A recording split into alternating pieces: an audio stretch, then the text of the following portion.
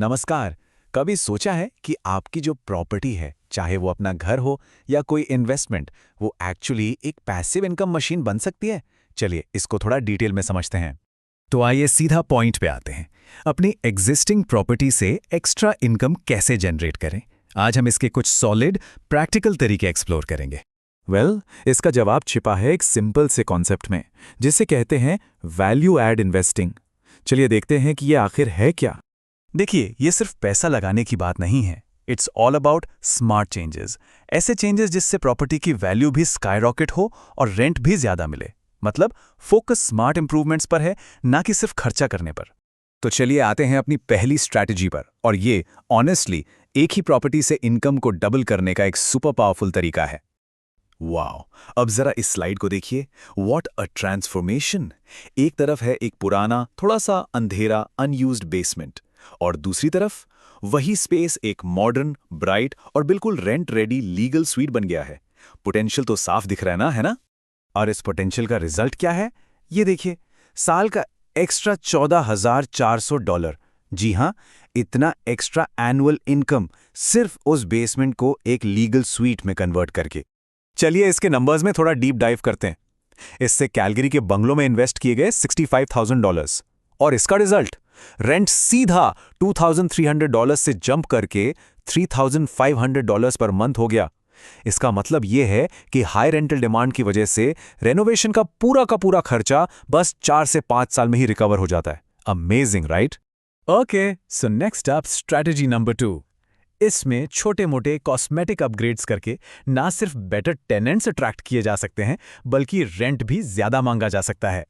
इस चार्ट को देखिए, ये साफ दिखाता है कि कौन से अपग्रेड्स सबसे ज्यादा बैंग फॉर योर बक देते हैं। फॉर एग्जाम्पल, एक नया किचन मंथली रेंट को $400 तक बढ़ा सकता है, और नई फ्लोरिंग से भी आराम से $250 का इंक्रीज मिल सकता है।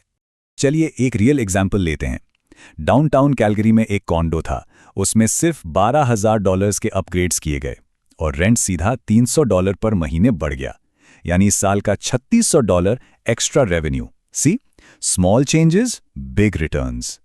ओके, अब आते हैं तीसरी और थोड़ी सी एडवांस स्ट्रैटेजी पर। इसको आप एक इन्वेस्टर्स पावर मूव भी कह सकते हैं। अपनी वेल्थ को एक्सपैंड करने का एक सॉलिड तरीका। इसके स्टेप्स काफी सिंपल हैं एक्चुअली।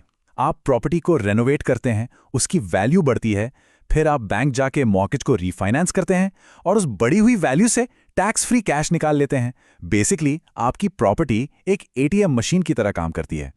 इस कोट को देखिए, एक फोरप्लेक्स में रेनोवेशन के बाद उसकी वैल्यू बढ़ी, फिर रीफाइनेंस करके $112,500 निकाले गए, और अहम बात यह है, वो भी बिना ओरिजिनल प्रॉपर्टी बेचे, और उन पैसों से एक और प्रॉपर्टी खरीद ली गई। This is how you create real wealth. तो सवाल ये उठता है कि ये सब स्ट्रैटेजीज आखिर काम कहाँ कर रही हैं इतनी अच्छी तरह? इसके लिए कैलगरी का मार्केट इस वक्त एक रियल हॉटस्पॉट बना हुआ है। इस मैप पर एक नज़र डालिए। सिटी ऑफ कैलगरी में देखें तो 8% की प्राइस ग्रोथ है, स्ट्रैथमोर में 9%, हाई रिवर में 8%, और सप्लाई मतलब मार्केट में अवेलेबल घर बहुत कम है।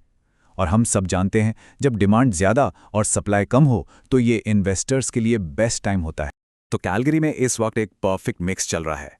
प्रॉपर्टीज अभी भी अफोर्डेबल हैं, रेंटल डिमांड एकदम स्ट्रांग है, और प्रॉपर्टी की वैल्यू भी स्टेडी तरीके से बढ़ रही है।